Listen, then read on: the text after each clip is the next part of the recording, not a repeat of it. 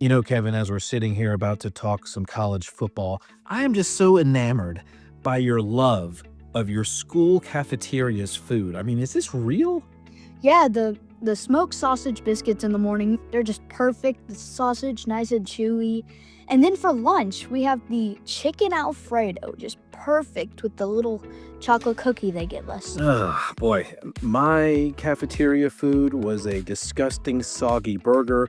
You took the bun off, and half of it came off and was stuck to the burger. And you're talking chicken Alfredo? Yeah, it's like gourmet. Got it from Duamici.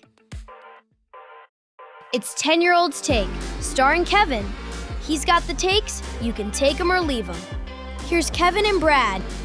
And welcome, everybody, to 10-Year-Old's Take. We are back for another season. I'm Brad. And I'm Kevin. And we are here to talk some college football. Now, the asterisk to this show this year is, Kevin, you had a big day on May 28th. What was it? My birthday! So you're 11 years old, but, we are so branded with 10-Year-Old's Take. It's worldwide now. Just too famous to, not keep the name. We're on fire. We signed the contracts with sponsors as 10-Year-Old's Take, so we can't change it.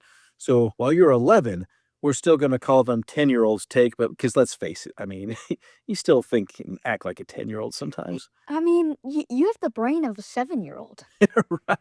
Yeah, okay. Let's talk about college football here. The only thing we have to go on are rankings. There's the coaches poll. We have the AP poll.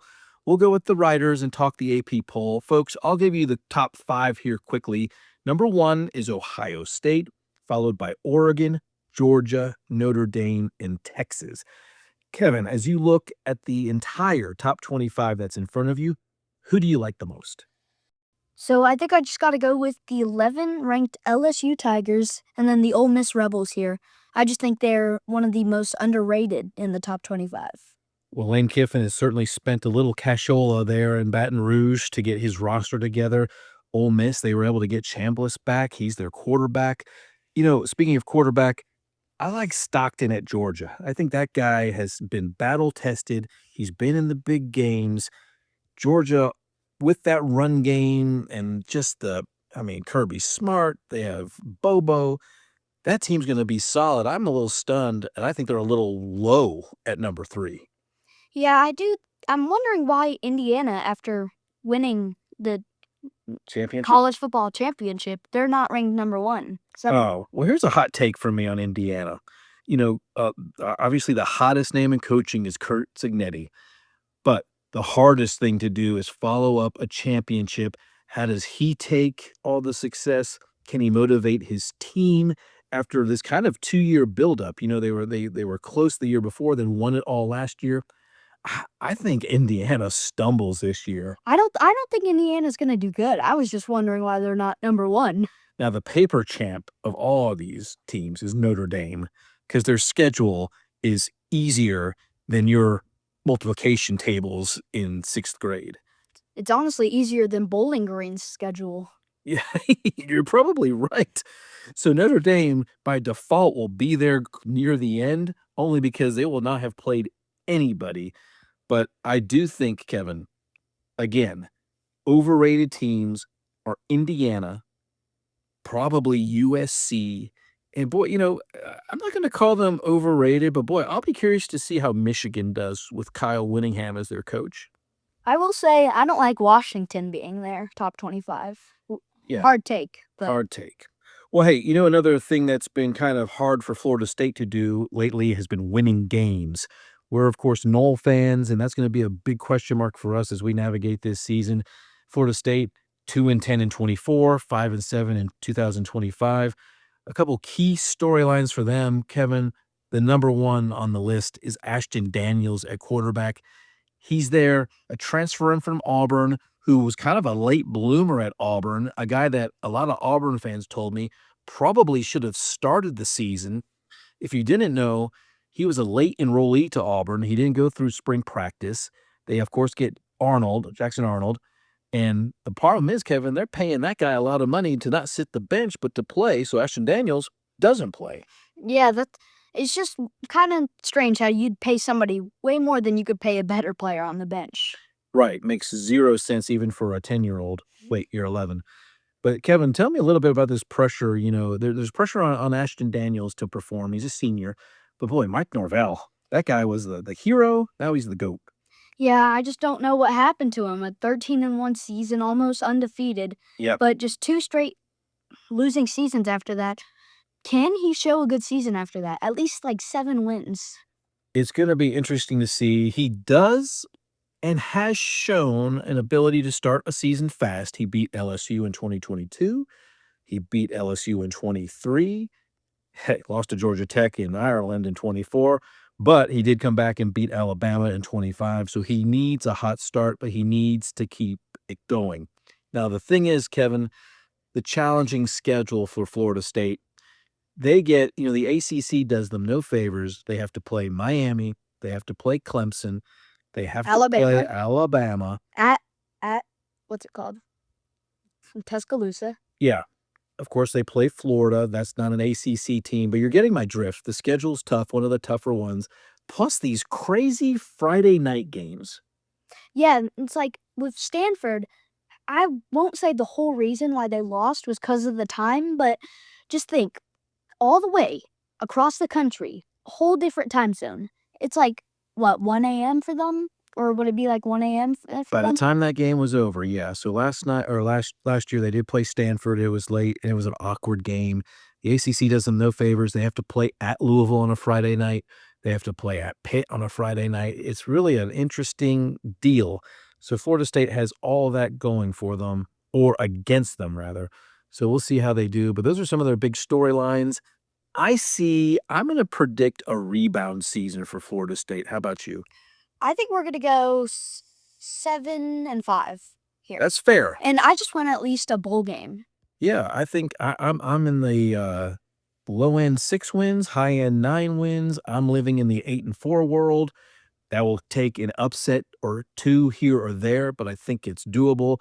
Obviously, everybody's calling the linchpin on the schedule is the SMU game, which is on Labor Day night in Tallahassee. I like them winning that game, but first up, they have to get past the New Mexico Aggies. It's time now for 10-year-olds Take Game of the Week. And Kevin, this game is our game of the week. It's Florida State opening week 0 in Tallahassee. It's a 7 o'clock kick, a late one. We're going to be up late that night down there in Florida.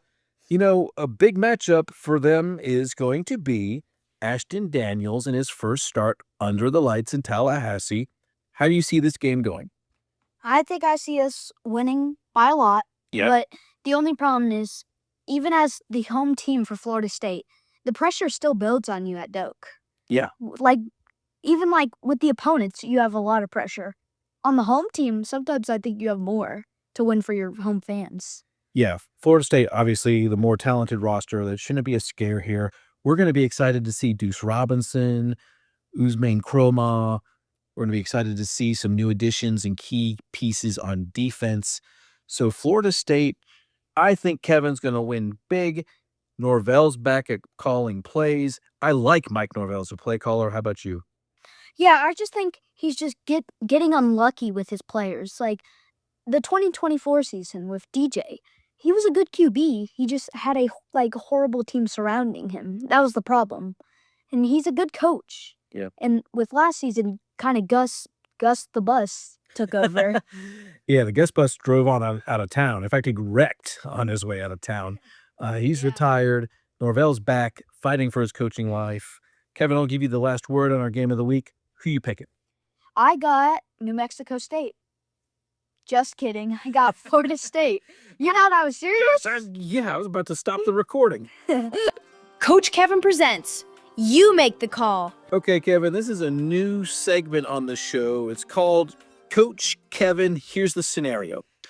4th and 2, you're down 3, 2 minutes left. You're driving. You're down to the opponent's 38-yard line.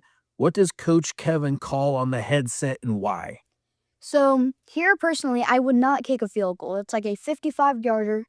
I don't think really any kickers can really make that. Not consistently. Not consistently.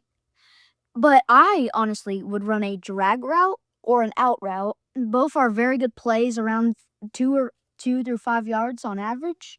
I just think that could work, and I do it all the time in the video game. Good deal. What's not listed here is timeouts. Yeah, if you have a couple timeouts, let's say you have 3 timeouts, you could even punt the ball. I could punt the ball, and Well- relying on my defense, I could stop them, but I like where your head's at. Go for the win. And Kevin, talk about winning. That's tailgating on Saturdays. I'm going to ask you another question. Give me your top 3 tailgating foods. all right. So number 1, I think I have to go with on Gators games, Grumpy's Gator. It's just amazing. It melts in your mouth. And then for number 2, I got to go with Aunt Mary's homemade chicken minis. They're perfect. Uh-huh. And then at number 3, I love the chicken tenders from Raising Cane's. They're really good. Fantastic. Those are solid 3 options. I'm going to add one. I'm going to go 3 plus 1. On the early morning tailgates, because you have to get there and secure your spot and you're sitting there.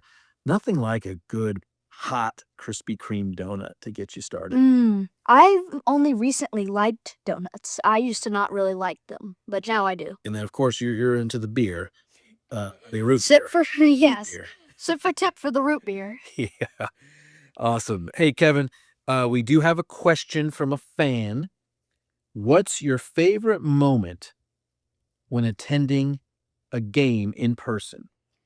So my favorite moment at attending a game in the 2022 season, I'm pretty sure, me and my brother Ryan, shout out to you, were up in the stands, and the rest of our family was out in the club, drinking away. Okay. And I noticed my tooth was bleeding, so I just wiggled it a bit, and it started hanging by a thread. And this is where I could not pull a tooth by myself, or else I'd barf. So I'm I tap my shoulders. I tap my brother's shoulder, and he's just like, "What is it?" Because the game's getting pretty tight. I'm like, "Can you help me pull my tooth?" He's like, "All right, come down to the bathroom." He says, "On the count of 3, I'm gonna pull it." And he says, 1, 2, and then he just yanks it from my mouth. Never says 3. I never forgave him for that. Did Rhino ever wash his hands before that, or did he just... I think he just yanked it. Oh, fantastic. Kevin, I didn't think going into this recording that I'd hear the word barf. But that's interesting. And also, hey, on those hot games in Tallahassee, Kevin, of course you're drinking lots of water. Hey, let's get into the picks. We have 4 games. We'll go through them quickly. North Carolina versus TCU. Who do you like? I got to go with North Carolina here. I think they're a pretty solid team. I'm going TCU. That game is in Ireland. Memphis versus UNLV. I got to go with the UNLV, actually. I'll take UNLV. Dan Mullen is a heck of a coach. Memphis is in their first-year coach. I don't like them on the road, particularly in Las Vegas. A little bit of distraction out there. NC State versus Virginia. Got to go with NC State here, the Wolfpack. Yeah, Wolfpack, they have a great quarterback. Virginia, I think, was a one-trick pony last year with their quarterback. I don't like them at all. One-hit wonder. I have NC State. And lastly, we picked this game already, but just reiterate it with the fans, Kevin. You're taking New Mexico over Florida State. I think you heard me wrong. I got Florida State here, actually. I tried to trick you, but there's no tricking an 11-year-old on a show called 10-Year-Olds Take. Okay, Kevin, close us out with a little Disney magic. All right, Kevin, before we wrap up here, we are big Disney people. We go a lot. I'm going to ask you, Kevin, for a hot take on Disney as we wrap up. So my hot take here is that I do think Magic Kingdom, go there like 5 times every trip. Uh-huh. I think the fireworks in the parades are very overrated. Hot take, I know. I'll give you the parades only because we've probably seen them too many times, and people lining the street and sitting on the curb. Yikes. That's not me. I will walk out and watch the fireworks or be on the ride during the fireworks, but we all know that the Epcot fireworks are better top to bottom, particularly during July 4th and New Year's Eve. That is not a hot take. That's reality, Kevin. I do think that's reality. And another reality statement here, even the 4th of July. Yeah. 4th of July Magic Kingdom ones, I do not think they're as good as the normal Epcot fireworks, personally. Fantastic. All right, folks, that's it for our first episode of 10-Year-Olds Take here as we begin Second season 2. Kevin, thanks for participating. Thanks for being Am I here. getting paid? You're not getting paid yet. The ink is not dry yet on all the new contracts. But as soon as it is, I'll get you that bag of Skittles that you work for. I always want my nice big bag of Skittles.